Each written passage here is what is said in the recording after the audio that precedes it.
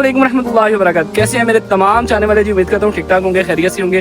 Welcome back to another vlog. और आज हम जी चैलेंज व्लॉग नहीं बना रहे, आज हम आए हुए हैं जी एक एग्जीबिशन पे जो कि फूलों की एग्जीबिशन है और जिलारी बाग जिसको रेस कोर्स के नाम से जो मशहूर है, वहाँ पे जी फूलों की एग्जीबिशन लगी हुई है और मेरा साथ दे रहा है जी हमजा।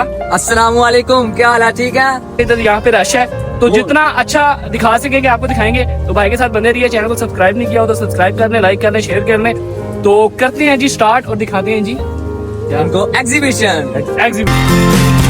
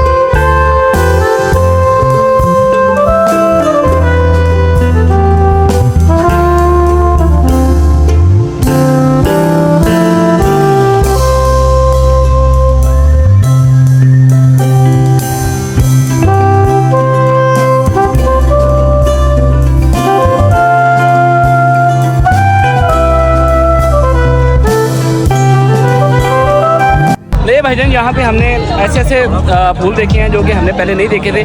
तो यहाँ पे बहुत सारे डिफरेंट किस्म के जो है आपने देखे थे पहले ऐसे?